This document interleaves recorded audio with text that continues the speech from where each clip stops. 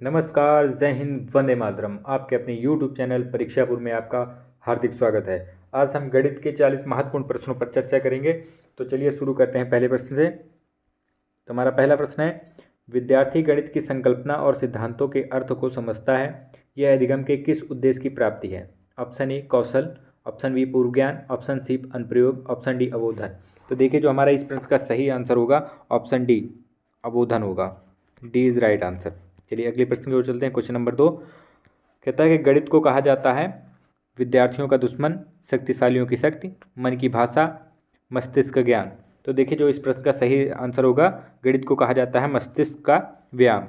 Option D is right answer. Question number 3, योजना एक उद्देश्य क्रिया है जिसे मन लगाकर सामाजिक वातावरण में पूरा किया जाता है।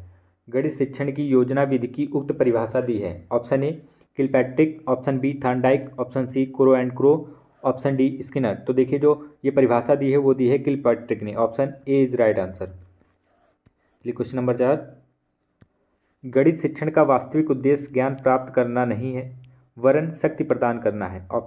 यह कथन है। ऑप्शन ए ड्यूट का, option B Bacon, option C Dutton, option D Plato का।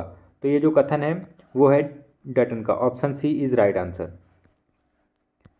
चलिए क्वेश्चन नंबर 5, प्राथमिक स्तर पर क्षेत्रफल की अवधारणा को समझाने की शुरुआत की जा सकती है। ऑप्शन ए नोटबुक, पाठ्यपुस्तक, पेंसिल बॉक्स आदि की किसी वस्तु के क्षेत्रफल की तुलना करके।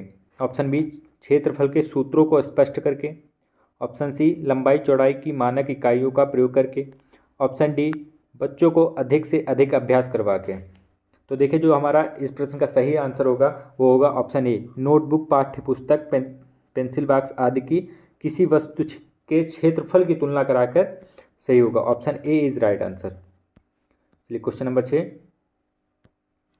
प्राथमिक स्तर पर गणित पढ़ाने के लिए निम्नलिखित में से कौन सा पहलू अत्यंत महत्वपूर्ण है?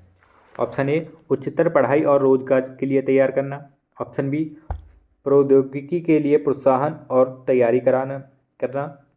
ऑप्शन सी गणित को बच्चों के जीवन के अनुभव का भाग बनाना। ऑप्शन डी परिकलन में परिशुद्धता विकसित करना। तो देखिए जो इस प्रश्न का सही आंसर होगा वो होगा ऑप्शन सी गणित को बच्चों के जीवन के अनुभव का भाग बनाना है। Option C is right answer. Question number 7, मूल्यांकन का प्राथमिक उद्देश्य होना चाहिए। ऑप्शन ए छात्रों को रैंक प्रदान करना। छात्रों को हम रैंक प्रदान नहीं करेंगे तो ये ऑप्शन नहीं होगा। ऑप्शन बी संबंधित अवधारणाओं के बारे में बच्चों की स्पष्टता के आधार को समझना हो सकता है। ऑप्शन सी छात्रों को उनके स्कोर के अनुसार लेबल करना। हम छात्रों को लेबल नहीं करेंगे। ऑप्शन डी रिपोर्ट कार्ड में अंकन पास या फेल, हम किसी बच्चे को पास या फेल नहीं करेंगे। तो हमारा इस प्रश्न का सही आंसर होगा संबंधित अवधारणाओं के बारे में बच्चों की स्पष्टता आधार को समझना। Option B is right answer. Question number 8, यदि एक शिक्षार्थी को संख्याओं और परिकलन में समस्या हो रही है तो उसमें असमर्थता हो सकती है जिसका नाम है। ऑप्शन ए लेखन अक्षमता जिसे हम कहते हैं डिस्ग्राफिया। ऑप्शन बी गणित अक्षमता जिसे हम कहते हैं डिस्क्लेरिया। ऑप्शन सी दृश्य स्थानिक संगठन में असमर्थता। ऑप्शन डी पठन अक्षमता डिसलेक्सिया। तो देखिए जो हमारा इस प्रश्न का सही आंसर होगा वो कह रहे हैं कि संख्याओं और परिकलन में समस्या हो रही है। तो हमारा जो इस प्रश्न का सही आंसर होगा वो होगा गणितीय अक्षमता अर्थात उसे डिस्क्लेरिया है। Option B is right answer. देखिए लेखन अक्षमता से संबंधित जो होता है वो डिस्ग्राफिया होता है और जो पठन संबंधी अक्षमता होती है उसे हम डिसलेक्सिया कहते हैं। तो चलिए अगले प्रश्न की ओर चलते हैं। सीखने के लिए मूल्यांकन निम्नलिखित को ध्यान में रखता है। ऑप्शन ए छात्रों को सीखने की शैली। ऑप्शन बी छात्रों की ताकत। ऑप्शन सी छात्रों की आवश्यकता। ऑप्शन डी छात्रों की गलतियां। तो देखिए जो हमारे इस प्रश्न का सही आंसर होगा वो होगा ऑप्शन डी छात्रों की गलतियां। Option D is right answer. चलिए अगले प्रश्न की ओर चलते हैं। राधा, यहाँ पर नदी नहीं, यहाँ पर होगा गणती। कह रहे हैं कि राधा गणितीय प्रश्न करने में निपुण है, उसमें किस प्रकार की बहुबौद्धिकता की अधिकता है? ऑप्शन ए अंतर्वैयक्तिक बुद्धि, ऑप्शन बी भाषाई बुद्धि, ऑप्शन सी तार्किक बुद्धि, ऑप्शन डी मनोगत्यात्मक बुद्धि। तो देखिए जो इस प्रश्न का सही आंसर होगा, जो गणित है, गणित संबंधी जो बुद्धि होती है उसे हम कहते हैं तार्किक बुद्धि। Option C is right answer. चलिए अगले प्रश्न की ओर चलते हैं। दो संख्याओं का योगफल तथा गुणनफल क्रमशः 11 तथा 18 है, इन संख्याओं के व्युत्क्रमों का योग है। तो देखिए हमारा ये प्रश्न कह रहा है दो संख्याओं का योगफल मतलब a प्लस बी बराबर 11, और कह रहा तथा गुणनफल कितना है a इंटू बी 18 है, और पूछ रहा है इन संख्याओं के व्युत्क्रमों का योग मतलब कि 1/a प्लस 1/b का पूछ रहा है, योग पूछ रहा है। तो देखिए इसे सॉल्व करेंगे तो हमारा हो जाएगा, एलसीएम लेंगे तो ए बी नीचे आ जाएगा और ऊपर हो जाएगा b प्लस ए। तो हमारा a प्लस बी की वैल्यू दी है 11 और ए बी की वैल्यू दी हुई है 18। तो हमारे इस प्रश्न का सही आंसर हो जाएगा 11/18। Option D is right answer. Question number 12, निम्नलिखित में से कौन सबसे बड़ी भिन्न है? 3/2, 4/3, 5/6 या 9/7। तो देखिए हम इसे सॉल्व करने से पहले क्या करेंगे, लिख लेंगे 3/2, 4/3, 5/6, 9/7, और इसमें हम क्या करेंगे 10 से गुणा कर देंगे तो एक एक जीरो बढ़ जाएगी सबके ऊपर करेंगे अंश पर, और इन्हें हम सॉल्व करेंगे तो होगा कितना, ये 15 बार जाएगा, ये लगभग 13 प्लस जाएगा, 13 से बड़ा होगा, और ये लगभग 8 से ज़्यादा जाएगा, और ये 12 प्लस जाएगा। तो हमारी इसमें सबसे बड़ी भिन्न कौन सी हुई, हमारी हुई 3/2। Option C is right answer. चलिए अगले प्रश्न की ओर चलते हैं। क्वेश्चन नंबर 13 कहता है कि यदि 3 1 x 5 9 से अपवर्त्य है जहाँ x एक अंक है तब x का मान होगा। तो देखिए यहाँ पर डिविजिबिलिटी का रूल लगाओ, 3 1 x 5, इसे हम 9 से डिवाइड करेंगे। तो इसे 9 से डिवाइड करने के लिए ये पूरी की पूरी संख्या 9 से कटनी चाहिए। तो हमें x का ऐसा मान रखें कि 9 से पूरी तरह कट जाए। तो देखिए 5 3 8 1 9, ये तो 9 हो रहा है, पर अब x का ऐसा कौन सा मान रखें कि 9 का गुणज बन जाए। या तो हम x बराबर 0 रखें या फिर 9 रखें। तो 9 रखेंगे तो 18 आएगा, और यहाँ पर हमारे पास 0 है नहीं, तो हमारा जो राइट आंसर होगा ऑप्शन डी 9 हो जाएगा। क्वेश्चन नंबर 14 कह रहा है कि 108 और 144 का लासा होगा। तो देखिए निकालते हैं 108 और 144। तो पहले हम इसे 3 से डिवाइड करते हैं तो ये जाएगा 36 बार, और ये जाएगा 48 बार। फिर 3 से करेंगे तो ये जाएगा 12 बार, और ये जाएगा 16 बार। फिर 3 से करेंगे तो ये 4 बार, ये 16। 4 से करेंगे तो 1 4, फिर 4 से करेंगे तो 1 1। अब इसे हम क्या करें, एलसीएम निकालेंगे। LCM 3 into 3 into 3 into 4 into 4, तो 3 3 9 3 27 इंटू 16, तो हमारा टोटल आ जाएगा 432। इस प्रश्न का जो एलसीएम होगा वो होगा option B is right answer. चलिए अगले प्रश्न की ओर चलते हैं। क्वेश्चन नंबर 15 कहता है कि एक ऋणात्मक परिमेय संख्या का गुणन प्रतिलोम है।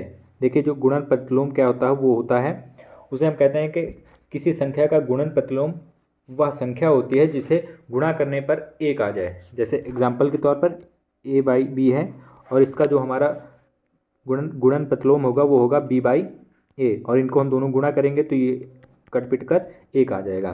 तो इसी प्रकार है कि पूछ रहा है कि एक ऋणात्मक परिमेय संख्या मतलब -a/b, ठीक है, का गुणन प्रतिलोम पूछ रहा है। तो मान लीजिए गुणन प्रतिलोम x है और इसका जो होता है 1 होता है, तो हमारा जो गुणन प्रतिलोम निकलेगा वो -b/a निकलेगा।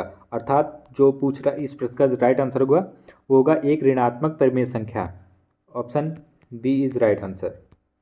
चलिए अगले प्रश्न की ओर चलते हैं। क्वेश्चन नंबर 16, किसी संख्या के गुणनखंड होते हैं। ऑप्शन ए संख्या के बराबर या उससे कम, ऑप्शन बी संख्या के बराबर या उससे अधिक, ऑप्शन सी संख्या के बराबर, ऑप्शन डी संख्या से कम। तो देखिए जैसे कि हम 1 का गुणनखंड करेंगे तो 1 होगा, 2 का करेंगे तो 1 या 2, 4 का करेंगे तो 1, 2 या 4 होगा। तो देखिए इसमें जो होता है कि या तो उससे कम होगा या उसके बराबर होगा। तो ये हमारे इस प्रश्न का राइट आंसर होगा ऑप्शन ए, संख्या के बराबर या उससे कम। Option A is right answer. Question number 17 कहता है संख्या 105 के गुणनखंडों की संख्या है। तो पहले हम इसका 105 के फैक्टर निकालेंगे।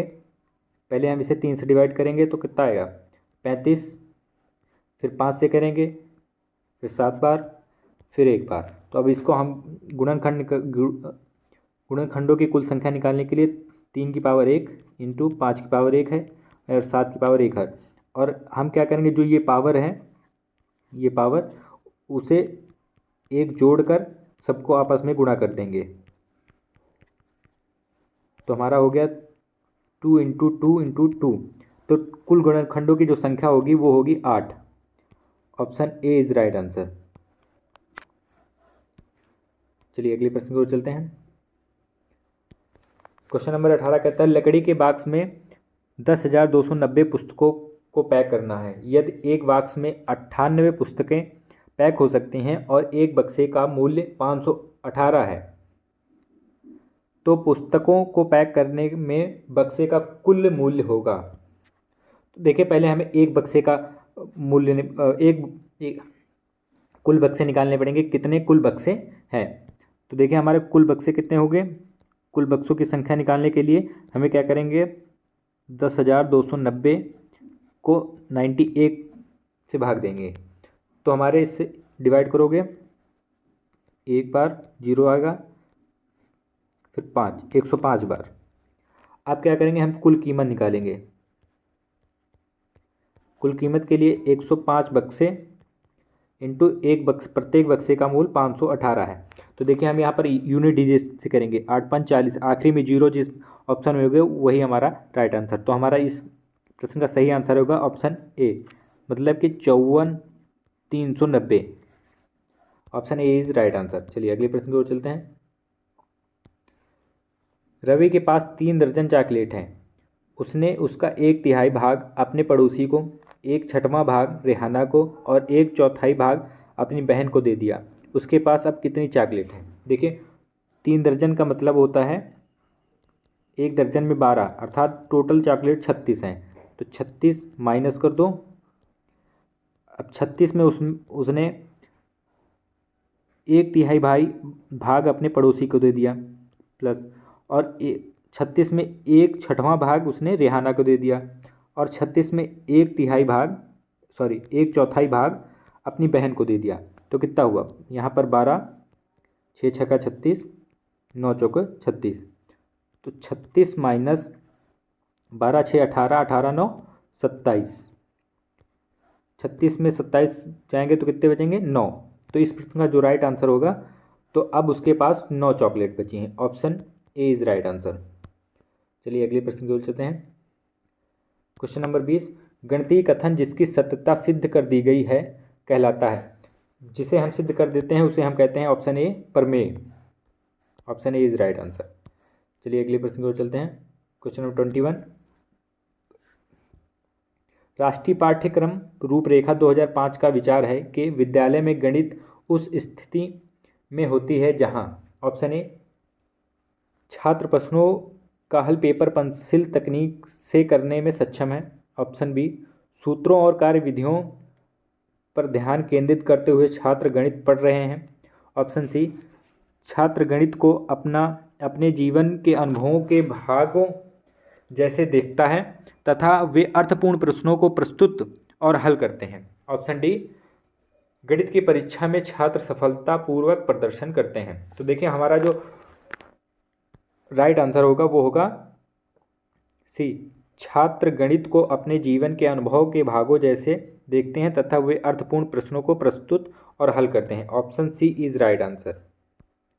चलिए क्वेश्चन नंबर 22 कहता है प्राथमिक स्तर पर पैटर्न या प्रतिमान एक महत्वपूर्ण गणितीय अवधारणा है क्योंकि ऑप्शन ए पैटर्न देखने में आकर्षक होते हैं। ऑप्शन बी पैटर्न को बनाने के लिए विविध सामग्री का उपयोग किया जा सकता है। ऑप्शन सी पैटर्न अनेक प्रकार से बनाए जा सकते हैं। ऑप्शन डी पैटर्न अधिगमकर्ताओं में बीज गणित की आधारभूत अवधारणाओं को विकसित करते हैं। तो देखिए जैसे कि शिक्षक क्या करता है कि जैसे शिक्षक बोर्ड पर वर्ग एक वर्ग फिर ऐसे ही बनाता चला जाता है। पहले उसने एक वर्ग बनाया, फिर वो 2 बना देता है, फिर 3 बना दिया।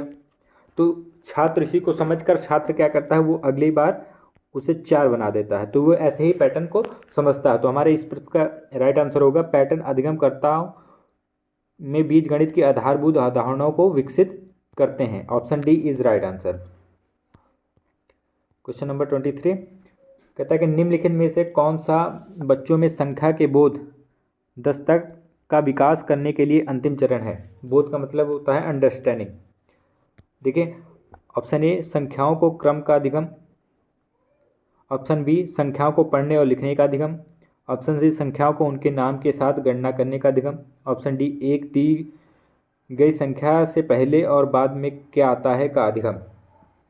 तो हमारे इस प्रश्न का जो राइट आंसर होगा वो होगा संख्याओं को पढ़ने और लिखने का अधिगम। Option B is right answer.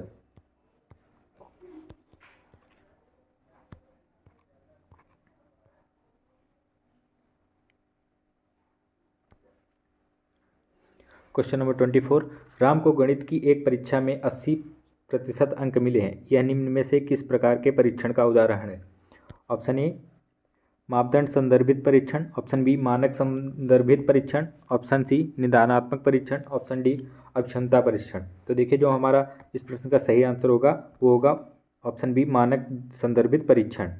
Option B is right answer. चलिए अगले प्रश्न की ओर चलते हैं। क्वेश्चन नंबर 25 सर्वाधिक प्रभावशाली शिक्षण सामग्री है। ऑप्शन ए अप्रेक्षित, ऑप्शन बी प्रत्यक्ष अनुभव, ऑप्शन सी परीक्षित प्रक्षेपित, ऑप्शन डी इनमें से कोई नहीं। तो देखिए जो सर्वाधिक प्रभावशाली सामग्री शिक्षण सामग्री है वो होती है प्रत्यक्ष अनुभव। Option B is right answer. Question number 26 निम्नलिखित में से कौन सा आधारभूत संख्यात्मक कौशल को बढ़ाने के लिए सुझाई गई रणनीति नहीं है। ऑप्शन ए जोड़ तोड़ का उपयोग, ऑप्शन बी संख्यात्मक समस्याओं का उपयोग, ऑप्शन सी कहानियों तुकबंदी और खेल का उपयोग, ऑप्शन डी मातृभाषा में निर्देश। तो देखिए जो इस सुझाई गई रणनीति नहीं है ऑप्शन बी होगा संख्यात्मक समस्याओं का उपयोग। Option B is right answer. चलिए अगले प्रश्न की ओर चलते हैं। क्वेश्चन नंबर 27 कहता है ह्यूरिस्को शब्द का अर्थ है। ऑप्शन ए जानने, ऑप्शन बी सोचने, ऑप्शन सी सीखना, ऑप्शन डी खोज करना। देखो जो ह्यूरिस्को है ये बना है ह्यूरिस्टिक विधि से, ह्यूरिस्टिक विधि। और ह्यूरिस्टिक विधि किसने दी है, वो दी है आर्मस्ट्रांग ने। तो हमारा जो ह्यूरिस्को का अर्थ होगा वो होगा खोज करना। Option D is right answer. Question number 28 निम्नलिखित में से कौन गणित की रचनात्मक सोच का एक महत्वपूर्ण संकेतक है। ऑप्शन ए मानकीकृत समस्या समाधान, ऑप्शन बी समस्या प्रस्तुत करना, ऑप्शन सी त्रुटि रहित गणना, ऑप्शन डी सही सूत्र का स्मरण। देखिए ये प्रश्न हमेशा विवादों में रहा है पर आयोग ने कई बार ऑप्शन बी समस्या प्रस्तुत करना सही माना है। ऑप्शन बी अगर रचनात्मक चीज़ों को देखा जाए तो उसके हिसाब से ऑप्शन ए सटीक होगा। तो हमारा आयोग के अनुसार option B right answer. Question number 29 निम्नलिखित में से कौन सी योजना विद्यार्थियों को गणितीय प्रश्नों को हल करने का शिक्षण देने के लिए सर्वाधिक उपयुक्त है।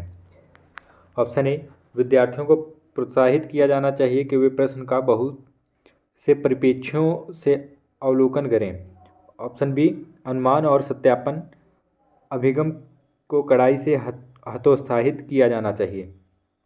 ऑप्शन सी प्रारंभ में ही दिए गए प्रश्नों के समूह को हल करने के लिए आवश्यक सूत्रों की सूची उपलब्ध करा देनी चाहिए। ऑप्शन डी अध्यापिका को शुरू में ही समस्या के हल प्राप्त करने के चरणों की व्याख्या कर देनी चाहिए। देखिए इसमें जो हम की पॉइंट के हिसाब से हटाएंगे प्रश्नों को, देखिए व्याख्या के हम नहीं लेंगे, व्याख्या नहीं करनी चाहिए है ना। सूत्रों जहाँ पर सूत्र हो वहाँ पर हम काट देंगे। अनुमान और सत्यापन की कड़ाई अभिगम को कड़ाई से हतोत्साहित नहीं करेंगे बालक को। तो हमारा एक ही प्रश्न ऑप्शन बचा। ऑप्शन ए, विद्यार्थियों को प्रोत्साहित किया जाना चाहिए कि वे प्रश्नों को बहुत से परिप्रेक्ष्यों से अवलोकन करें। Option A is right answer. Question number 30, पाठ योजना की 5 चरण किसके द्वारा शुरू किए गए। Option A Kilpatrick, option B Bloom, option C Herbart, option D Morrison. तो देखिए जो पाठ योजना के 5 चरण शुरू किए गए वो किए गए हर्बर्ट द्वारा। Option C is right answer. Herbart द्वारा इसे ही हम कहते हैं पंचवटी या पंचपदी हर्बर्ट सिद्धांत।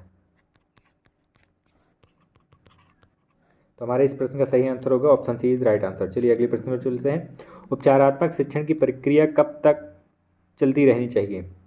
ऑप्शन ए, जब तक छात्रों का पिछड़ापन दूर न हो जाए। ऑप्शन बी, जब तक छात्र रुचि न लें। ऑप्शन सी, जब तक विद्यालय में समय मिले। ऑप्शन डी, जब तक अन्य अध्यापक कक्षा में न आ जाए। तो हमारा देखिए उपचारात्मक शिक्षण तब तक चलना चाहिए जब तक छात्रों का पिछड़ापन दूर न हो जाए। Option A is right answer. चलिए अगले प्रश्न की ओर चलते हैं। कहता है कि गणित की प्रारंभिक कार्य अवस्था है। ऑप्शन ए मानसिक कार्य, ऑप्शन बी मौखिक गणित, ऑप्शन सी लिखित कार्य, ऑप्शन डी उपयुक्त सभी। देखिए गणित की जो प्रारंभिक कार्य अवस्था है वो है मौखिक गणित। Option B is right answer. चलिए अगले प्रश्न की ओर चलते हैं। क्वेश्चन नंबर 33 कह रहा है कि सहायक सामग्री गणित सीखने में लाभ पहुंचाती है। ऑप्शन ए, विषय वस्तु को रोचक बनाकर। ऑप्शन बी, विषय वस्तु को मनोरंजक बनाकर। ऑप्शन सी, कक्षा में अनुशासन बनाकर। ऑप्शन डी उपयुक्त सभी ढंग से। देखिए हमारा जो सहायक सामग्री गणित सीखने में लाभ पहुंचाती है वो ऑप्शन ए, विषय वस्तु को रोचक बनाकर, ये भी होगा। विषय वस्तु को मनोरंजक बनाकर, ये भी होगा, दोनों पॉजिटिव हैं।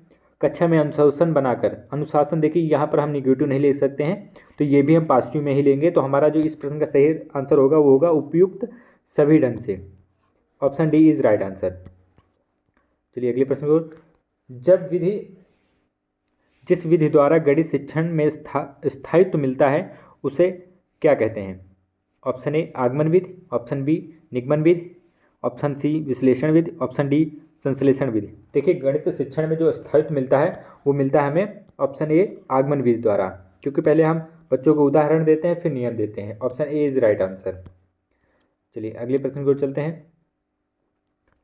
कहता है कि छोटी कक्षाओं में गणित में रुचि उत्पन्न करने के लिए पढ़ाने का तरीका होना चाहिए। ऑप्शन ए मनोरंजन एवं खेल का, ऑप्शन बी रटने का, ऑप्शन सी आगमन विधि का, ऑप्शन डी निगमन विधि का। देखिए जो हमारा छोटी कक्षाओं में गणित रुचि उत्पन्न करने के लिए सबसे अच्छा तरीका होता है वो होता है मनोरंजन एवं खेल का। Option A is right answer. चलिए अगले प्रश्न की ओर चलते हैं। मौखिक गणित शिक्षण लाभदायी होता है क्योंकि इसमें एकाग्रता बढ़ती है, क्रमबद्धता आती है, स्वावलंबन की भावना का विकास नहीं होता है। ऑप्शन डी स्वच्छता व शुद्धता आती है। तो देखिए जो हमारे गणित शिक्षण का लाभदायी होता है वो होता है उसमें क्या होता है एकाग्रता बढ़ती है। Option A is right answer. चलिए क्वेश्चन नंबर 37, गणित सीखने के संबंध में निम्नलिखित में से कौन सा कथन सत्य है। ऑप्शन ए, गणित सीखने के लिए एक कठिन विषय है। आमतौर पर लड़कियां गणित में कमज़ोर होती हैं, सरासर गलत। हर कोई गणित को सीख सकता है। गणित केवल कठोर अभ्यास से ही सीखा जाता है। यहाँ पर देखिए केवल आ गया, इसे निगेटिव हो गया। गणित सीखने के लिए एक कठिन विषय है, कठिन विषय ये भी गलत हो गया। तो हमारा इस प्रश्न का सही आंसर होगा ऑप्शन सी कि हर कोई गणित सीख सकता है। Option C is right answer. चलिए अगले प्रश्न को चलते हैं। कहता है कि अबेकस का प्रयोग छोटी कक्षा में किस शिक्षण के लिए किया जाता है। ऑप्शन ए गिनती सीखने के लिए सिखाने के लिए, ऑप्शन बी लिखना सिखाने के लिए, ऑप्शन सी वाचन कराने के लिए, ऑप्शन डी हस्तलेखन सिखाने के लिए। तो देखिए जो छोटी कक्षाओं के बच्चों को हम अबेकस का प्रयोग कराते हैं वो कराते हैं गिनती सिखाने के लिए। Option A is right answer. Question number 39 देखिए कह रहा है कि परीक्षों 3, 9, 11, 16, 19, 12, 18, 30, 19 और 25 की माध्यिका परिसर और बहुलक का माध्य ज्ञात कीजिए। पहले हमें माध्यिका निकालनी है, फिर परिसर, फिर बहुलक। देखिए पहले हम क्या करेंगे, पूरी संख्याओं को आरोही क्रम में लिख लेंगे। आरोही क्रम में सबसे छोटी पहली संख्या 3, फिर उसके बाद आ जाएगी 9, फिर 11, फिर 12, और फिर उसके बाद है आपका 16, 16 के बाद है फिर 18, फिर है 19, फिर है 19, फिर 19 के बाद आपका आ जाता है 25, और 25 के बाद आ जाता है आखिरी में 30। ठीक है, अब देखिए कितने हैं ये। टोटल नंबर n बराबर 10 हुआ, अर्थात ये सम है। सम के लिए जो माध्यिका का फार्मूला होता है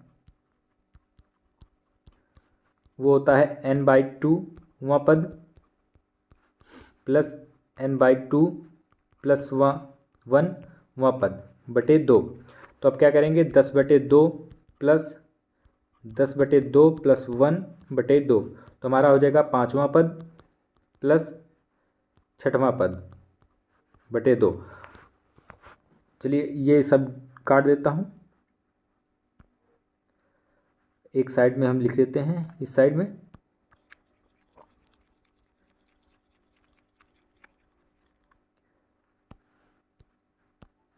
तो हमारा 5वां पद देखिए कौन सा होगा, और 5वां पद 1 2 3 4 5, 5वें नंबर पर हमारा होता है 16 प्लस 18, दोनों को जोड़कर आधा कर देंगे तो हमारा हो जाएगा 34/2। तो हमारी जो माध्यिका आ जाएगी वो आ जाएगी 17। तो हमारी जो माध्यिका है, माध्यिका वो है 17। अब देखिए बहुलक क्या, परिसर क्या होता है, परिसर होता है सबसे बड़ी संख्या और सबसे छोटी संख्या। तो सबसे बड़ी संख्या जो हमारी है वो है 30 और सबसे छोटी है 3, तो हमारा जो परिसर आया वो आ गया 27। और जो बहुलक होता है जो सबसे अधिक बार आया हो, तो हमारा जो सबसे अधिक बार आया है वो आया है 19। ठीक है, अब जो हमारा माध्य होगा इन तीनों को जोड़ देंगे, 17 प्लस 27 प्लस 19/3।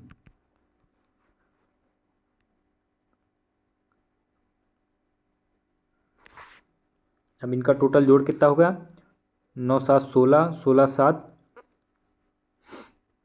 23, 2 2 3 4 2 6/3, और इसे डिवाइड करेंगे तो हमारा माध्य जो निकला वो निकला 21। Option A is right answer.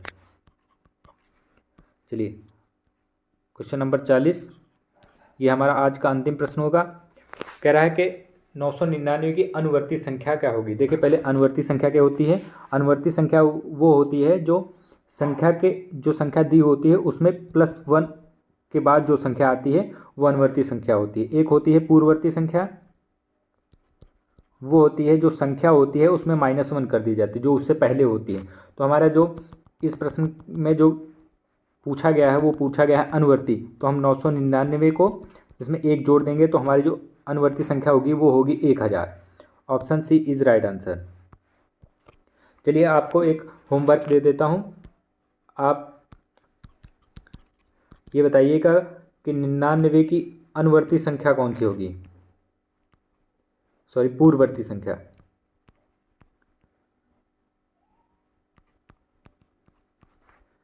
Option लिख लीजिए,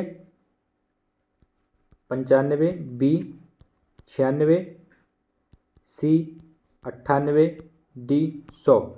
ये इस प्रश्न का आंसर आप लोग कमेंट करेंगे। अगर आपको वीडियो अच्छी लगी होगी तो लाइक करें, शेयर करें, सब्सक्राइब करें परीक्षा पूर्व चैनल को। धन्यवाद।